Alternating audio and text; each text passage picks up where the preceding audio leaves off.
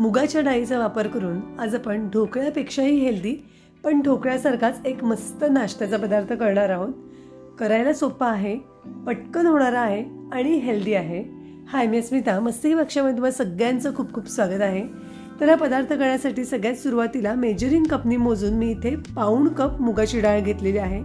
मी इथे measuring cup घेतलेला आहे, पण त्याऐवजी तुम्ही घरातली कुठलीही वाटी घेऊ शकता। आता ही डाळ आपण अगदी स्वच्छ धुवून घेऊया, म्हणजे याला काही कचरा किंवा धूळ लागली असेल तर ती निघून जाईल। 2 ते 3 पाण्याने डाळ अगदी स्वच्छ धुवून घेते।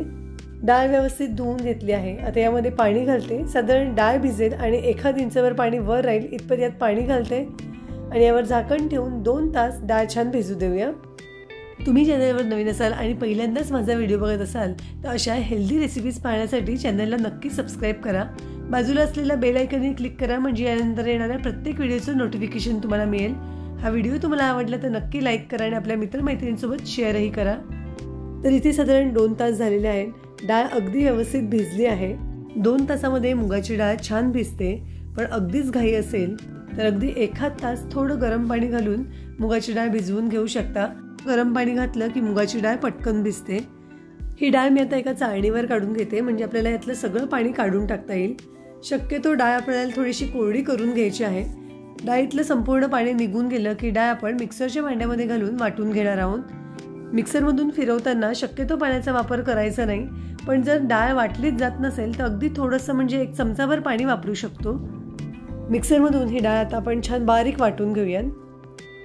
मुगाची डाळ मी इथे वाटून घेतलेली आहे, मला अजिबात पाणी वापरावं लागलं नाही। डाळ अगदी व्यवस्थित बारीक वाटली गेलेली आहे। याच मिक्सरच्या भांड्यात अगदी थोडं म्हणजे 1 चमचाभर पाणी घातलेलं आहे, म्हणजे मिक्सरच्या भांड्याला लागलेली डाळ ही वाया जाणार नाही। अगदी व्यवस्थित मिक्स करून घेऊया। हे मिश्रण फार पातळ होता कामा नये, म्हणूनच आपण खूप जास्त पाणी यात वापरलेलं नाहीये। फक्त 1 चमचाभर पाणी मी इथे वापरलेलं आहे। आता यामध्ये मी पाव कप रवा घालून घेते। इथे मी जाड रवा वापरलेला आहे, शक्यतो जाड रवाच वापरा। हे आपण छान मिक्स करून घेऊया। आता यामध्ये मी 1 लिंबाचा रस घालून घेते, साधारण 2 चमचे रस आहे। आता हे आपण अगदी व्यवस्थित मिक्स करूया आणि साधारण 2-1 मिनिट छान फेटून घेऊया। एकाच डायरेक्शननी असं छान फेटून घेतलं की हे पीठ हलकं होतं आणि आपण जो नाश्त्याचा पदार्थ करणार आहे तो मस्त हलका आणि फ्लफी होतो। 2-3 मिनिट मी हे पीठ छान फेटून घेतलेलं आहे। पीठ थोडं हलकं झालेलं जाणवतंय।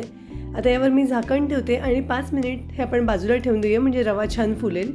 तोपर्यंत बाकीची तयारी करून घेऊया। इथे एक मी कुकरचा डबा घेतलेला आहे। कुकरच्या डब्यामध्ये 1 चमचाभर तेल घालून घेते।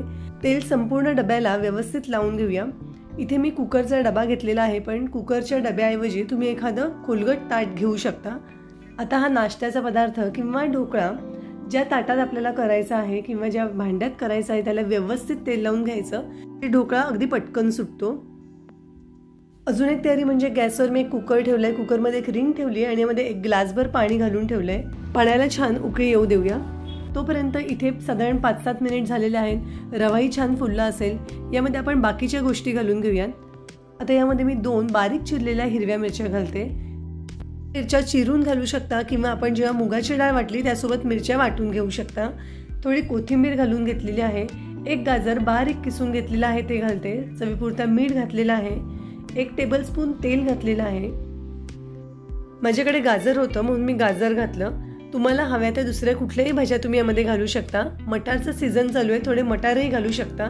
सगळ्या गोष्टी व्यवस्थित मिक्स करून घेतलेल्या आहे। गॅसवर ठेवलेल्या पाण्याला व्यवस्थित उकळी आलेली आहे।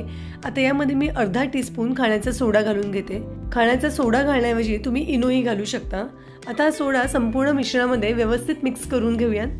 साधारण 1 मिनिट मिश्रण छान फेटून घेऊया, म्हणजे संपूर्ण मिश्रणात सोडा अगदी व्यवस्थित मिक्स होईल।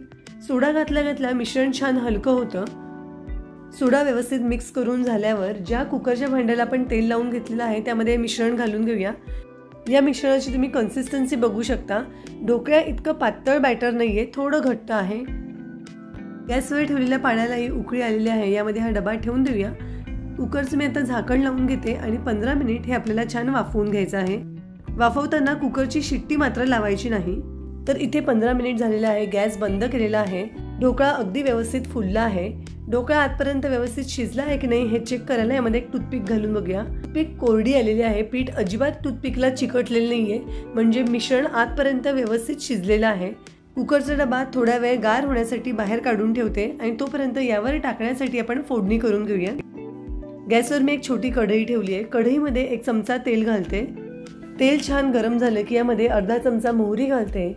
मोहरी मस्त तडतडली की यामध्ये अर्धा चमचा जिरं घालते। जिरं छान फुललं की यामध्ये काही कढीपत्त्याची पानं घालून घेते। कढीपत्ता जरा जास्त घालायचा म्हणजे याला मस्त स्वाद येतो। यामध्ये थोडं हिंग घालून घेऊ। हिंगाचा स्वाद फोडणीमध्ये मस्त लागतो, त्यामुळे हिंग नक्की घालायचं। आता यामध्ये मी 1 वाटीभर पाणी घालून घेते। आपण ढोकळ्यामध्ये आधीच मीठ घातलेलं आहे, तरी अगदी थोडंसं म्हणजे पाव चमचा यामध्ये मीठ घालून घेते। आमच्याकडे थोडा गोडसर ढोकळा आवडतो म्हणून मी यामध्ये 2 चमचे साखर घालून घेते। तुम्हाला जर साखर नसेल घालायची तर नाही घातली तरी चालू शकतं। पाण्याला 1 उकळी येऊ देऊया।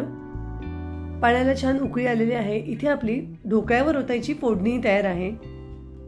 साधारण 10 मिनिट बाहेर ठेवल्यावर ढोकळा बऱ्यापैकी कोमट झालेला आहे। ढोकळ्याच्या अशा कडा सोडवून घेऊया आणि हा ढोकळा मी आता एका ताटात काढून घेते। कुकरच्या भांड्याला व्यवस्थित तेल लावून घेतल्यामुळे ढोकळा पटकन सुटलेला आहे। ढोकळ्याला एकदम छान जाळी आलेली आहे आणि ढोकळा मस्त हलका झालेला आहे। ढोकळा मी आता चौकोनी पीसेसमध्ये कापून घेते। ढोकळा कापतानाच तुम्हाला जाणवत असेल ढोकळा किती मस्त हलका आणि फ्लफी झालेला आहे। ज्यांना बेसन पीठ चालत नाही त्यांच्यासाठी हा ढोकळा मस्त ऑप्शन आहे। मुगाच्या डाळीचा ढोकळा आहे त्यामुळे पचायला हलका आहे। तुम्हाला हव्या त्या भाज्या यामध्ये घातल्या की हा ढोकळा जास्त हेल्दी होतो। फक्त यामध्ये मुगाची डाळ भिजत घालावी लागते, पण मुगाची डाळ भिजायलाही जास्त वेळ लागत नाही, त्यामुळे करायला सोपं आहे, पटकन होणारा आहे। ढोकळा असा कापून झाला की याचे पीसेस थोडे मोकळे करून घेऊयात, म्हणजे यावरून आपण जी फोडणी ओतणार आहोत ती आतपर्यंत व्यवस्थित जाईल। आता यावर फोडणी ओतून घेऊया। आता इथे मी फोडणीचं पाणी केलेलं आहे, पण जर तुम्हाला फोडणीचं पाणी नसेल घालायचं, नुसती फोडणी करून जरी यावर घातली तरी हा ढोकळा अजिबात कोरडा होत नाही, त्यामुळे खाताना अजिबात घशामध्ये बसत नाही। पण असं फोडणीचं पाणी करून वरून घातलं तर ढोकळा चवीला छान लागतो, थोडा ओलसर होतो आणि छान रसरशीत होतो। सकाळच्या नाश्त्यासाठी, संध्याकाळच्या नाश्त्यासाठी किंवा मुलांना डब्यात देण्यासाठी हा ढोकळा अगदी मस्त ऑप्शन आहे। यातला एक पीस तुम्हाला दाखवते। ढोकळा अगदी मस्त स्पॉन्जी होतो, आतून छान रसरशीत होतो आणि चवीला खूपच छान लागतो। हा थोडासा वेगळा मुगाच्या डाळीचा हेल्दी ढोकळा नक्की ट्राय करून बघा, मला खात्री आहे तुम्हाला नक्की आवडेल। ही आजची रेसिपी तुम्हाला कशी वाटली हे जरूर मला कमेंट करून कळवा। पुन्हा भेटू अशाच एका मस्त हेल्दी रेसिपीसह। धन्यवाद।